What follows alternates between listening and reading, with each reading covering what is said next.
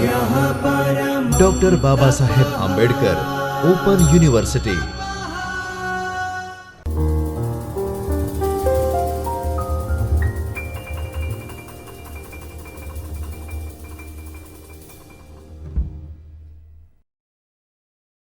What's up everyone? I hope you all are doing well. Welcome back to the Chaitanya Studio. I Pragati Kalchi and I welcome you all on Chaitanya Studio of Dr. Baba Saheb Ambedkar Open University, Ahmedabad, Gujarat. So friends, we are on a lecture series of BBAR code, that is Entrepreneurship Development. Previous unit में हमने block number 4 का unit number 3 पढ़ लिया था। आज के video में हम ब्लॉक नंबर 4 का unit number 4 that is IPO stage funding के बारे में समझेंगे। So are today's learning objectives are what you mean by IPO. IPO का फुल फॉर्म होता है इनिशियल पब्लिक ऑफर।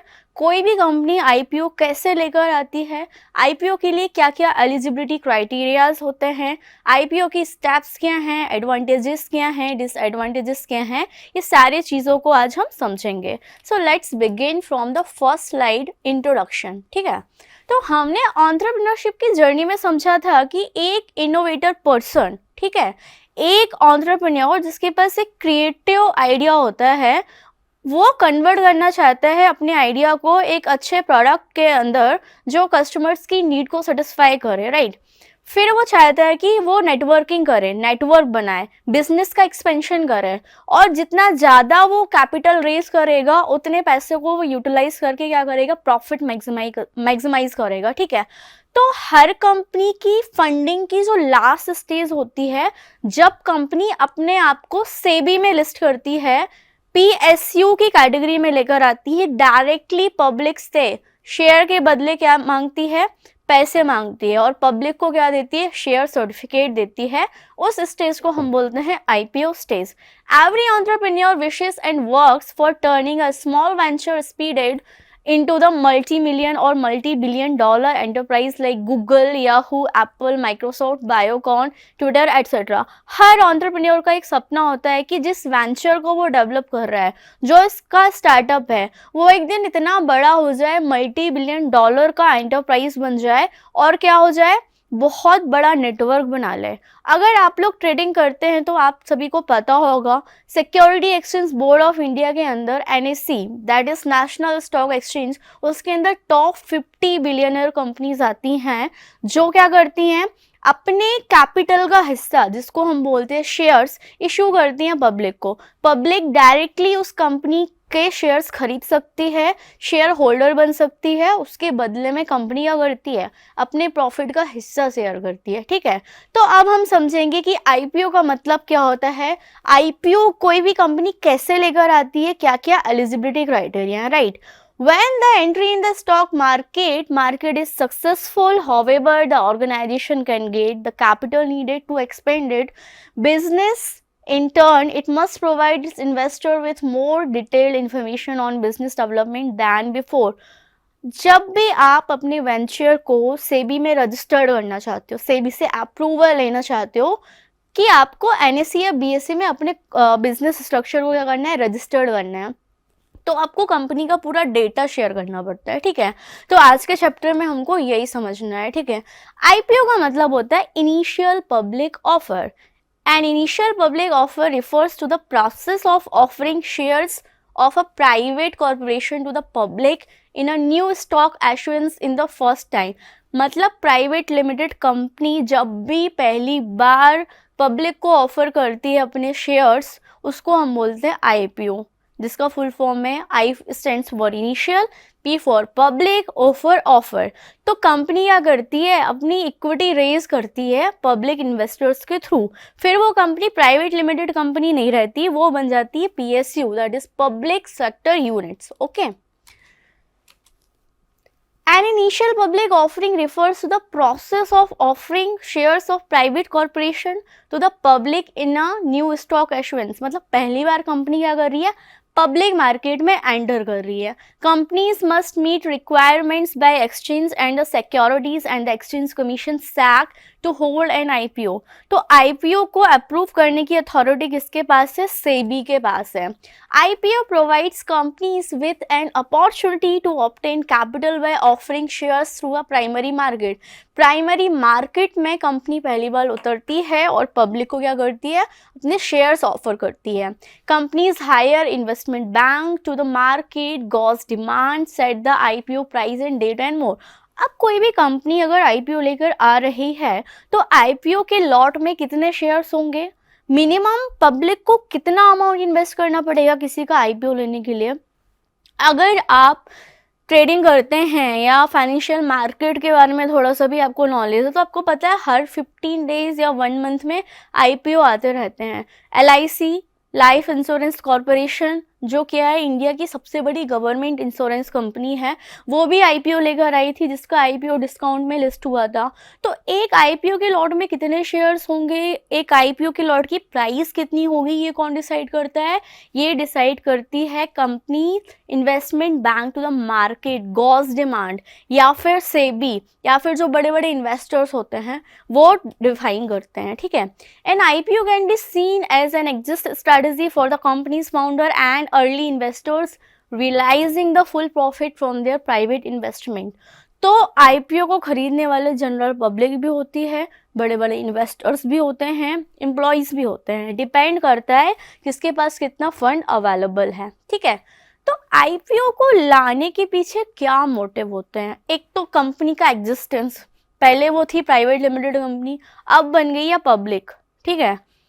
दूसरा, कैपिटल रेज करना है। भाई हमने स्टार्टिंग में क्या पढ़ा था? एक एंटरप्रेन्योर है, उसके पास अच्छा आइडिया है, उसको एक बहुत अच्छा वेंचर डेवलप करना है। ठीक है। अब उसके पास पैसा नहीं है, वो नहीं चाहता कि वो अपनी कंपनी की हिस्सेदारी किसी और को दे, तो वो क्या करता है? बूट स्ट्रैपिंग करता है। बूट स्ट्रैपिंग का मतलब हमने समझा था खुद का पैसा लगाया, फिर उसने कुछ पैसे फ्रेंड से लिए, रिलेटिव से लिए, बैंक से लोन ले लिया, इंडिविजुअल काम करा था। दूसरी स्टेज थी पार्टनरशिप, पार्टनरशिप में चला गया। तीसरी स्टेज थी कि भाई अब हमको क्या करना है? प्राइवेट लिमिटेड कंपनी में कन्वर्ट होना, क्योंकि हमको वेंचर कैपिटल चाहिए, एंजल इन्वेस्टर से हमको फंड चाहिए। तो वो इक्विटी के बदले कंपनी की हिस्सेदारी देकर क्या करना चाह रहा था? फंड रेज करना चाहता था। ठीक है।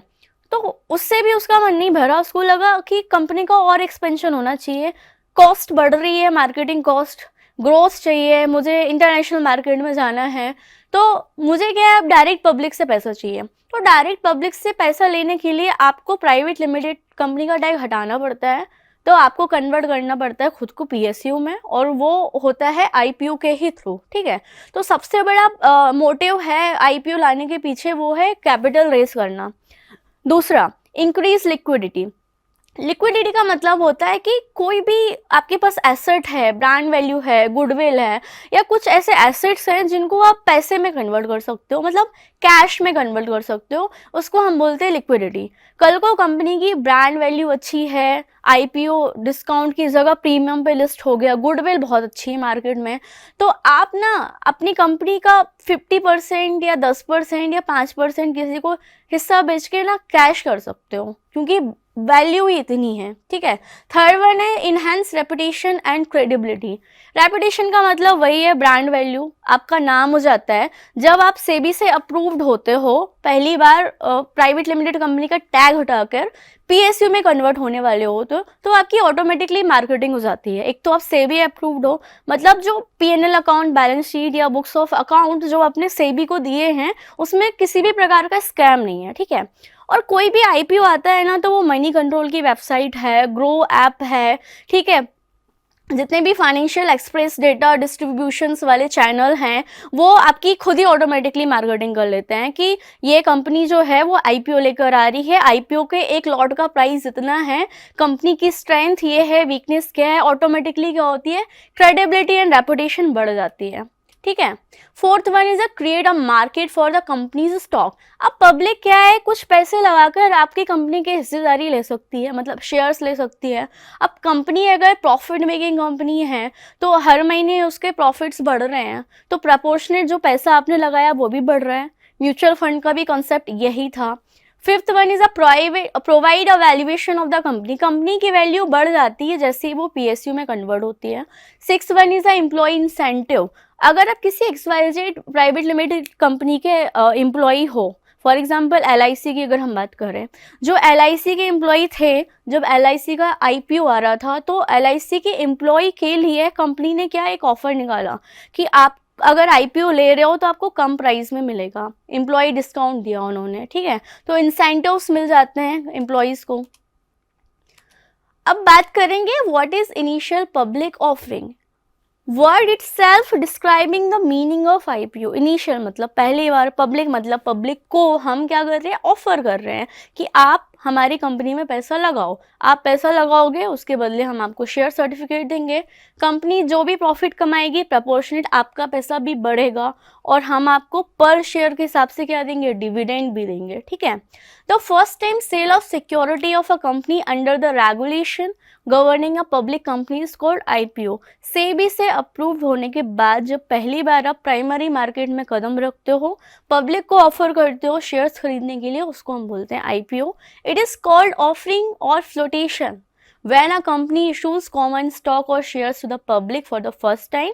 IPO dilutes the equity stake of owners by offering the shares to public। अब देखो equity का मतलब क्या समझा था हमने, for example XYZ private limited company है, 10,000 रुपये की ऑथोराइज शेयर कैपिटल रख के उसने क्या कर लिया, कंपनी में रजिस्ट्रेशन करा लिया, तो 10,000 मैक्सिमम उसकी क्या है, ऑथोराइज कैपिटल है, इससे ज़्यादा का ऊपर वो क्या नहीं कर सकती है, शेयर्स इशू नहीं कर सकती, ठीक है।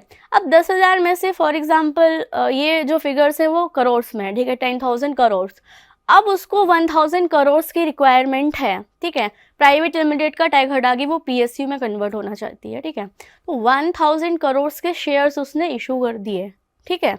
तो कंपनी क्या कर रही है, 10,000 में से 1,000 मतलब कंपनी का 10% हिस्सा किसको देने वाली है, वो पब्लिक को देने वाली है। तो कंपनी IPO लाकर करती क्या है, एक्विटी डाइल्यूट करती है, ठीक है। जैसे हम एंजल इन्वेस्टर्स को एक्विटी देकर फंड लेते थे, वैसे ही कंपनी पब्लिक को एक्विटी देकर क्या कर रही है, फंड ले रही है, ठीक है। IPO is used both as a financing strategy, पैसा बढ़ाने की ये क्या है, स्ट्रेटजी है, कंपनी को पैसे की नीड है और पब्लिक चाहती है कि हम एक ऐसी जगह पैसे लगाएं जहां पर हमारा पैसा दिन ब दिन बढ़े, ठीक है। तो IPO लाने के लिए कौन कौन से रेगुलेशंस होते हैं वो हमको पढ़ना है, ठीक है। तो IPO मीन्स पहली बार कंपनी क्या कर रही है, पब्लिक फिगर बनने वाली है, तो सबसे पहले कंपनी जाती है सिक्योरिटी एंड एक्सचेंज कमीशन के पास, जिसको हम शॉर्ट में बोलते हैं SEC, ठीक है। In the United state the security and exchange commission is responsible for regulating IPO। Companies must file a registration statement with the SEC and provide detailed information about their financial condition, business prospects and the risk associated with the investing company। से भी आपके books of accounts को check करती है, आपके assets हमेशा liability से ज़्यादा होना चाहिए, तभी कंपनी को क्या मिलता है, अप्रूवल मिलता है। प्रोस्पेक्टस रिक्वायरमेंट, क्योंकि आप PSU फिगर बनने वाले हो, तो हर कंपनी का जब रजिस्ट्रेशन होता है as a private limited company, तो 3 डॉक्यूमेंट बहुत ज़्यादा मैंडेटरी होते हैं। पहला आपका प्रोस्पेक्टस, दूसरा MOA that is memorandum of association, second one is AOA that is article of association. तो ये सारी चीज़ें आपको प्रेजेंट करनी पड़ती हैं सेबी को। Third one is insider trading restrictions. आपने अगर बाजार मूवी देखी होगी तो आप लोगों को पता होगा इनसाइडर ट्रेडिंग क्या होती है, और insider trading is equivalent to the scam in India. आप बहुत बुरे फंस सकते हो। तो कंपनी ने अगर कभी भी इनसाइडर ट्रेडिंग की है या करना चाहती है तो सेबी क्या बोलती है, इट्स नॉट अलाउड, आपका लाइसेंस कैंसिल हो जाएगा। Fourth one is anti fraud provision. आपको जो भी इंफॉर्मेशन देनी है पब्लिक को वो एक्यूरेट एग्जैक्ट देनी है। अगर आपने मिस रिप्रेजेंटेशन किया पब्लिक के सामने तो भी आपकी कंपनी का लाइसेंस रद्द हो जाएगा। डिस्क्लोजर ऑफ ऑब्लिगेशन, आपको बुक्स ऑफ अकाउंट जो बनाने हैं वो एक्यूरेट बनाने हैं। एसेट्स जितने हैं आपको उतना ही दिखाना है, जितनी लाइबिलिटीज़ है आपको उतनी ही दिखानी है। तो आपको हर एक चीज़ डिस्क्लोज करनी है, ठीक है। अगर कोई भी पर्सन आपकी कंपनी के शेयर्स खरीद के आपकी कंपनी में पैसा लगाता है तो दिस इज़ मैंडेटरी कि आप अपने शेयर होल्डर्स को क्या भेजो, अपनी कंपनी की इन्फॉर्मेशन भेजो। P&L अकाउंट, बैलेंस शीट, इस साल का प्रॉफिट कितना है, जो भी आप डिविडेंड देने जा रहे हो डिविडेंड की कैलकुलेशन, ये सारी चीज़ें आपको क्या करनी है, पब्लिक को बतानी है, छुपानी नहीं है, ठीक है। अब सेबी का क्या रोल होता है आईपीओ में, तो सेबी क्या है, सुपरवाइजर रेगुलेटरी अथॉरिटी है, ठीक है। सेबी अप्रूव नहीं करेगी तो कोई भी कंपनी आईपीओ लेकर नहीं आ पाएगी। तो सेबी का सबसे बड़ा रोल है अप्रूविंग द ऑफर डॉक्यूमेंट्स, ठीक है। SEBI must approve the offer documents which contain details of the IPO before it can be offer to the public. Company जो इन्फॉर्मेशन पब्लिक को डिस्क्लोज करने वाली होती है उससे पहले उसको डिस्क्लोज करनी होती है सेबी को। सेबी जब अप्रूव करती है तभी वो डॉक्यूमेंट सर्कुलेट होता है यूज टू पब्लिक। दूसरा रोल है regulating the pricing of the share. SEBI sets the guideline for determining the price of share being offered in an IPO, ensuring that the process is transparent and fair। दूसरा role है कि जो shares का price company decide करती है या brokers decide करते हैं उसके ऊपर भी सेबी क्या करती है, सुपरविजन रखती है कि ये ट्रू एंड फेयर प्राइसिंग है कि नहीं। आप पब्लिक को ज़्यादा प्राइस पर तो अपना आईपीओ का एक लॉट ऑफर नहीं कर रहे हो। Third one, monitoring the allotment process. जब तक आईपीओ लॉन्च नहीं हो जाता, पूरी प्रोसेस कंप्लीट नहीं हो जाती, तब तक सेबी क्या करती है, सुपरविजन का काम करती है। Protecting the interest of investor. अब ऐसा तो है नहीं कि जान पहचान वाले जो इन्वेस्टर्स थे उन्होंने सारे आईपीओ के लॉट्स खरीद लिए, तो सेबी क्या करती है, परसेंटेज प्रपोर्शनेट स्पेस देती है, लॉट देती है कि पब्लिक के लिए इतना परसेंट है, ठीक है, एम्प्लॉयज़ के लिए इतना है और बाकी इन्वेस्टर्स के लिए इतना है, ठीक है। तो सेबी पहले से ही डिटरमाइन कर लेती है कितना परसेंट के लॉट किसको देने हैं। Maintaining market integrity. SEBI works to maintain the integrity of the security market by preventing any manipulation और unfair practices during the IPO process. क्योंकि जो अच्छी कंपनीज होती हैं, ब्रांड वैल्यूड कंपनीज होती हैं, जब उनका आईपीओ आता है, ठीक है, तो लोग क्या करते हैं, इनसाइडर ट्रेडिंग करना स्टार्ट कर देते हैं। तो सेबी क्या करती है, मार्केट की इंटीग्रिटी को भी मेंटेन करके रखती है। अब ऐसे कौन से एलिजिबिलिटी क्राइटेरियाज हैं जो आईपीओ लाने के लिए ज़रूरी है, कंपनी एलिजिबल होना चाहिए। तो सबसे बड़ा एलिजिबिलिटी क्राइटेरिया है सेल्स, टर्नओवर, नेट प्रॉफिट। तो नेट टेंजिबल एसेट होना चाहिए एटलीस्ट 3 करोड़ के। नेट टेंजिबल एसेट का मतलब होता है ऐसे एसेट जो हमको दिखाई देते हैं, जैसे गुडविल है, सुनने में अच्छी लगती है बट दिखाई नहीं देती, गुडविल का कैलकुलेशन भी होता है। बट सेबी ने बोला कि हमें टेंजिबल एसेट्स की वैल्यू चाहिए at least 3 crore for 3 full years, मतलब कंटिन्यू 3 साल तक आपके जो टेंजिबल एसेट हैं वो 3 करोड़ के ऊपर होने चाहिए। कम होंगे तो हम आपको अप्रूवल नहीं देंगे। Second, distributable profit in the least 3 years. Distributable profit का मतलब होता है कि ऐसे प्रॉफिट जिनको आप डिस्ट्रीब्यूट कर सकते हो, शेयर कर सकते हो, ठीक है। तो नेट प्रॉफिट और ग्रॉस प्रॉफिट में मेन डिफरेंस क्या होता है, ग्रॉस प्रॉफिट का मतलब होता है ओवरऑल प्रॉफिट, कहाँ से आपको पैसा आया। नेट जिसमें से आपने टैक्स माइनस कर दिया, अपने एक्सपेंडिचर्स माइनस कर दिए, उसके बाद आप प्रॉफिट को डिस्ट्रीब्यूट करते हो, ठीक है। Net worth of at least 1 crore in 3 years, मतलब टोटल 3 करोड़ का नेटवर्थ होना चाहिए कंसिस्टेंसी में, ठीक है। हर साल 1-1 करोड़ का आपका नेटवर्थ होना चाहिए। The issue size should not exceed 5 times the price issue net worth. आपकी जो नेटवर्थ है, ठीक है, उसमें से अगर हम इशू साइज की बात करें तो 5 टाइम्स से ज़्यादा नहीं होना चाहिए। If there has been a change in the companies name, at least 50% of the revenue for preceding 1 year should be form the new activity denoted by the new name. अगर आपने जैसे कंपनी का कुछ लोग नेम चेंज करते हैं, ठीक है, फॉर एग्जाम्पल एनपीसी, ठीक है, कुछ लोगों ने पहले एनपीसी रखा, फिर थोड़ा लोगो चेंज कर दिया, एनपीसी लिमिटेड कर दिया, ठीक है, एनपीसी एंड एस लिमिटेड कर दिया। तो अगर आप कंपनी का नेम मैनिपुलेट करते हो तो आपको ये भी डिस्क्लोज करना होता है और सारे डॉक्यूमेंट्स आपको मैंडेटरी लगाने पड़ते हैं, ठीक है। अब आईपीओ लाने के पहले हर कंपनी सेबी को देती है डिस्क्लोजर एंड ऑफर डॉक्यूमेंट। तो डिस्क्लोजर एंड ऑफर डॉक्यूमेंट्स के टाइप्स क्या होते हैं? फर्स्ट टाइप है draft offer document, second type है रेड हेरिंग प्रोस्पेक्टस, उसको हम बोलते हैं ऑफर डॉक्यूमेंट। तो types of issues, fix price and book building के बारे में समझेंगे कि आईपीओ जब लेकर आते हैं तो आईपीओ का एक लॉट का प्राइस क्या होगा, उसके पीछे बहुत सारे फैक्टर होते हैं। तो टाइप्स ऑफ इशू में सबसे पहला टाइप आते हैं हमारा फिक्स्ड प्राइस इश्यूज। उन्होंने पहले से फिक्स करके रखा है, एक शेयर की वैल्यू इतनी, एक लॉट में 15 शेयर, तो एक लॉट की वैल्यू इतनी। An issuer company can freely price the issue, वो ऑफर ला सकती है कि हम अपना एक शेयर इतने में बेचना चाहते हैं। The basis of issue price is disclosed in the offer document where the issuer discloses in details about the qualitative and quantitative factors justifying the issue price. लेकिन जो इशू प्राइस है वो आपकी ऑथोराइज कैपिटल से ज़्यादा नहीं होनी चाहिए। Second one, price discovery through book building process. Book building का मतलब होता है undertaken by which demand, on demand कितने लोगों ने कितना अंडरटेक करके रख लिया आपके आईपीओ के लॉट्स को, उसको हम बोलते हैं book building. For the security propose to be issued by a body corporate is elicited by the build-up and the price for the securities assessed on the basis of bids obtained for a quantum of security offered for the subscription by the issuer। आप लोगों ने bidding देखा होगा, bidding में एक person होता है जिसके पास एक हैमर होता है, तो वो बिडिंग की प्राइस बताता है, ठीक है, 501 सीआर, 502 सीआर, ऐसे ऐसे करके।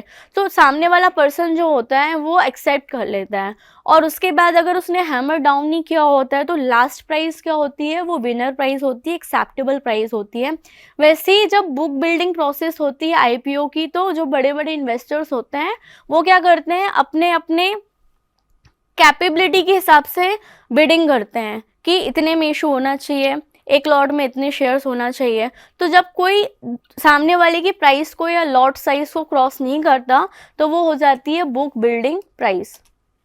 Third one is a open book building. Open book building का मतलब क्या होता है, in book build issues it is mandatory to have an online display of the demand and bids during the bidding period, this is known as book. Open का मतलब है कि आपने यूज टू पब्लिक रखा है, आप कोई इन्फॉर्मेशन छुपा नहीं रहे हो, जो भी प्राइस आप शो करना चाहते हो वो ओपन टू पब्लिक है, ठीक है, पब्लिक डिसाइड करेगी। फोर्थ वन होता है प्राइस बैंड। प्राइस बैंड का मतलब होता है कि एक शेयर का प्राइस 1100 रुपये से 1300 रुपये तक के बीच में डिसाइड होना चाहिए। ये हमने एक रेंज डिसाइड करके दे दी, जो फाइनल प्राइस होगी वो 1100 पर शेयर से लेके 1300 पर शेयर के बीच में ही होगी, ठीक है। 10% या 20% ऊपर नीचे हो सकती है, बट इससे ज़्यादा नहीं होगी। Fifth one is a cut off price. In book building issues, the issuer is required to indicate either the price band or a floor price in the red herring prospectus।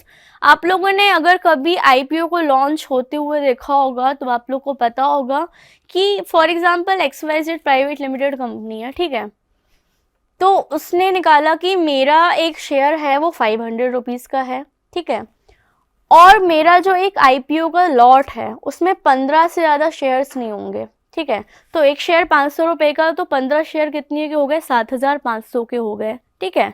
तो उसने बोला कि चलो 7500 का एक IPO का lot है, लेकिन वो कंपनी जो है उसकी ब्रांड वैल्यू अच्छी थी, लोगों ने देखा कि इसका 3 साल का प्रॉफिट अच्छा है, कंसिस्टेंसी है, और इसका जो विज़न है कंपनी का वो अच्छा है, गवर्नमेंट को सपोर्ट कर रही है।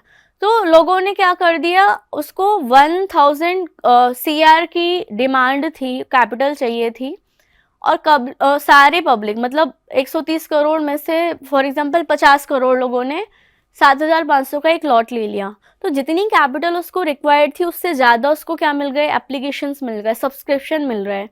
तो IPO जब लॉन्च होगा तो वो 500 रुपये पे लॉन्च नहीं होगा, वो हो सकता है 600, 700, 750 या डबल प्राइस में लॉन्च हो जाए। हो सकता है नंबर ऑफ एप्लीकेशंस अगर कम रिसीव हो तो वो डिस्काउंट में लिस्ट हो जाए, ठीक है। तो कट ऑफ प्राइस का मतलब ये होता है कि जो बैंड प्राइस थी, ठीक है, उससे कम में IPO क्या हो रहा है, लिस्ट हो रहा है। और प्रीमियम प्राइस का मतलब होता है कि जो बैंड प्राइस थी उसके ऊपर IPO लिस्ट हो रहा है, ठीक है।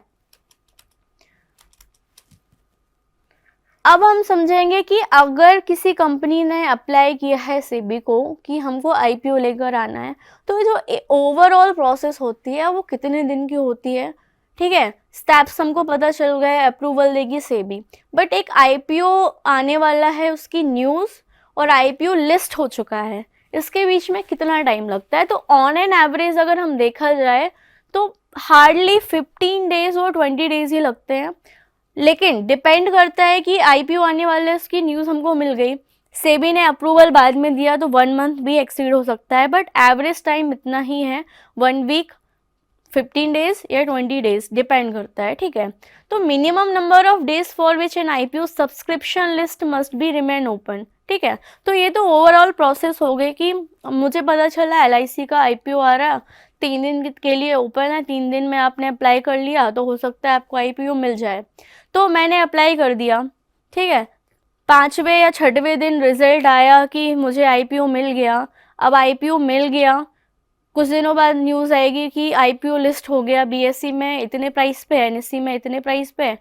तो अगर मेरा आईपीओ सब्सक्रिप्शन पर प्रीमियम पे लिस्ट हुआ फाइनल प्राइस तो मेरे पैसे बढ़ गए, डिस्काउंट पे लिस्ट हुआ तो मेरे पैसे कम हो गए। तो ये ओवरऑल प्रोसेस होती है 15 से 20 दिन की, लेकिन सब्सक्रिप्शन लिस्ट आने में टाइम लगता है 3 वर्किंग डेज से 10 वर्किंग डेज। इतने में आपको पता चल जाएगा कि आपको आईपीओ मिला है कि नहीं और ये कितने रुपीस में फाइनल प्राइस पे लिस्ट हो जाएगा। तो ओवरऑल हमारे जो पैसे लगते हैं ऑन एन एवरेज हम बोल सकते हैं तो 15 से 20 दिन का गेम है।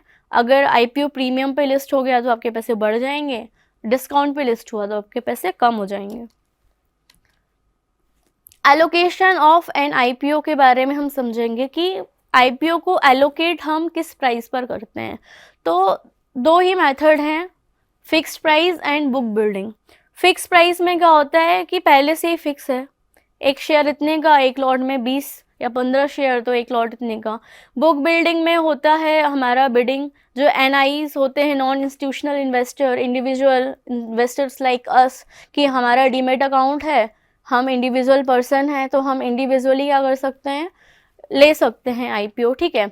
फिर आते हैं हमारे क्यूआईबीज मतलब क्वालिफाइड इंस्टीट्यूशनल बायर्स। एनआईएस में होते हैं हमारे चिट फंड्स वाले जो छोटे छोटे कॉरपोरेट बैंक्स होते हैं या जिनके पास बहुत अमाउंट का पैसा होता है। क्वालिफाइड इंस्टीट्यूशनल बायर्स वो होते हैं जो अप्रूव्ड होते हैं या रजिस्टर्ड होते हैं कहीं पे, ठीक है। तो हर आईपीओ को लॉन्च करने के पहले सेबी पहले से डिसाइड कर लेती है कि 100% में से 20% आरआईआईज को जाएगा, 20% एनआईआईज को जाएगा या फिर क्यूआईबीज का इतना परसेंट है। तो बुक बिल्डिंग का मतलब है कि इकट्ठा किसी ने आईपीओ के लिए अप्लाई कर दिया इतने प्राइस पे। आईपीओ इशू होने के लिए कुछ स्टेप्स होती हैं जिनको अब हम समझेंगे। तो सबसे पहली स्टेप होती है हमारी प्रिपरेशन, ठीक है। प्रिपरेशन मीन्स कंपनी प्रिपेयर करती है अपने आप को कि हमें क्या करना है, अब पब्लिक से डायरेक्ट पैसा लेना है, उसके बदले में हम देंगे शेयर सर्टिफिकेट।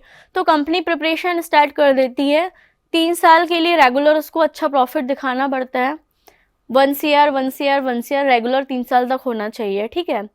फिर कंपनी सोचती है कि सब कुछ अच्छा है, मेरे फाइनेंशियल डॉक्यूमेंट्स अच्छे हैं, अब आईपीओ मेरे को बेचने हैं, ठीक है। मीन्स कि गुडविल है, लोग जानते हैं, बट मेरे बुक्स ऑफ अकाउंट्स भी अच्छे हैं, लेकिन ज़रूरी नहीं है ना कि लोग मेरे आईपीओ में ही इंटरेस्ट दिखाएं। हर महीने हर 15 दिन बहुत सारी कंपनीज़ के आईपीओ आते रहते हैं और बीएसई में तो मोर देन 500 कंपनीज़ के आईपीओ लिस्टेड है, ठीक है। तो अंडर राइटर्स को वो हायर कर लेते हैं। अंडर राइटर्स का मतलब होता है कि कंपनी बोलती है कि आप मेरे से इतने लॉट आईपीओ ले लो, फिर आप आईपीओ बिकवाओ मुझे या शेयर्स बिकवाओ। मींस ये आपकी गारंटी होगी कि 100 आईपीओ के लॉट आपको बिकवाने हैं, ठीक है। तो ऐसे इंस्टीट्यूशन या पर्सन को हम बोल देते हैं अंडर राइटर्स, ठीक है। तो ये क्या है, कंपनी प्रिपरेशन करती है कि आईपीओ कैसे लेकर आए, ठीक है। दूसरा ड्यू डिलिजेंस। अब अंडर राइटर्स का नेटवर्क होता है, वो इन्फॉर्मेशन सर्कुलेट कर देते हैं कंपनी के बारे में, पॉजिटिव नेगेटिव, स्ट्रेंथ वीकनेस के बारे में, विजन क्या है। Third one is the marketing and road shows. जैसे इलेक्शन आने वाले होते हैं तो हमारे जो रीजनल एमपी एमएलएज होते हैं वो लोग भी क्या करते हैं, मार्केटिंग करते हैं, रोड शोज़ करते हैं। वैसे company road show means online road show करती हैं, वो जो अच्छे अच्छे फाइनेंशियल इंस्टीट्यूशंस होती हैं वहाँ पे अपने डॉक्यूमेंट्स भेजती हैं, प्रॉस्पेक्टस भेजती हैं, ठीक है। जो डॉक्यूमेंट्स उन्होंने सेबी को दिए हुए होते हैं वो सबको सर्कुलेट करती हैं ताकि उनको क्या मिल जाए, पोटेंशियल इन्वेस्टर्स मिल जाएं। Fourth one is a allotment of shares. Finally उन्होंने कुछ हिस्सा किसको दे दिया, अंडर राइटर्स को दे दिया, ठीक है। अंडर राइटर्स ने आईपीओ बिकवा दिए, ठीक है। इंडिविजुअल इन्वेस्टर्स ने इन्वेस्ट कर लिया, रिटेल ब्रोकर्स ने इन्वेस्ट कर दिया, एचएनआईज ने भी इन्वेस्ट कर दिया, ठीक है। तो ये क्या हो गए, शेयर्स अलॉट हो गए, किसको कितना देना है। ट्रेडिंग, अब बड़ी बड़ी कंपनीज भी इन्वेस्ट करती हैं, वो बल्क में 100-200 आईपीओस के लॉट ले लेती हैं अगर उनको दिखता है कि प्रॉफिट है। 6 इज आफ्टर मार्केट परफॉर्मेंस, अब आईपीओ लिस्ट हो गया, डिस्काउंट पे लिस्ट हुआ, प्रीमियम पे डिपेंड करता है, नंबर ऑफ सब्सक्रिप्शन पे। 7 इज सेटिंग द प्राइस, अब फाइनल प्राइस ऊपर नीचे होगी लिस्ट होने के बाद। सेटिंग द प्राइस वो मार्केट फोर्स डिसाइड करते हैं। तो आप लोगों को आईपीओ का मतलब, कोई भी प्राइवेट लिमिटेड कंपनी सेबी को डॉक्यूमेंट सेंड करती है, प्रपोजल डालती है कि हम क्या हैं, आईपीओ के लिए एलिजिबल हैं, आप हमारे डॉक्यूमेंट्स वेरीफाई कर दो। उसके बाद आईपीओ की स्टेप्स स्टार्ट हो जाती हैं, ठीक है, कि आपको पब्लिक को कितनी इन्फॉर्मेशन देनी है, कैसे प्रिपरेशन करनी है, आईपीओ की अबाउट मार्केटिंग, रोड शोज आपको कैसे करने हैं, ठीक है। अब हम समझेंगे कि इंटरमीडियरीज टू आईपीओज क्या होते हैं। इंटरमीडियरीज मतलब बीच के लोग। तो बीच के लोगों में सबसे पहले आएगा रजिस्ट्रार। रजिस्ट्रार कौन होता है, रजिस्ट्रार ऑफ कंपनी, जिसको हम बोलते हैं आरओसी। सेकेंड वन आता है हमारे अंडर राइटर्स, जिनको हम बल्क में ऑलरेडी दे चुके होते हैं और उनको आप बोलते हैं आप अपने नेटवर्क के थ्रू सेल्स कराओ। लीड मैनेजर कंपनी का। ऑडिटर्स, जिसने ऑडिट करके दिया है, क्लीन इमेज बना के दी है कंपनी के बुक्स ऑफ अकाउंट्स की। सॉलिसिटर मीन्स जो कस्टमर को छीनते हैं, सॉलिसिट करते हैं। एडवर्टाइजिंग एजेंसीज, जितनी मार्केटिंग होगी, कंपनी का आईपीओ आ रहा, कंपनी का आईपीओ आ रहा, उतने ज़्यादा नंबर ऑफ सब्सक्रिप्शंस आएंगे।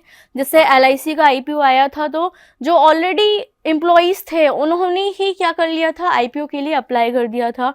मतलब मुझे ऐसा लग रहा था कि 130 करोड़ में से जो यंग पॉपुलेशन थी, 25-30 करोड़, या जिनके पास फाइनेंशियल बैकअप था या जो ट्रेडिंग करते थे, सबने ही एलआईसी का आईपीओ के लिए क्या किया था, अप्लाई किया था, ठीक है। Bankers to the issues, financial institutions ने भी क्या किया था, पैसा लगाया था।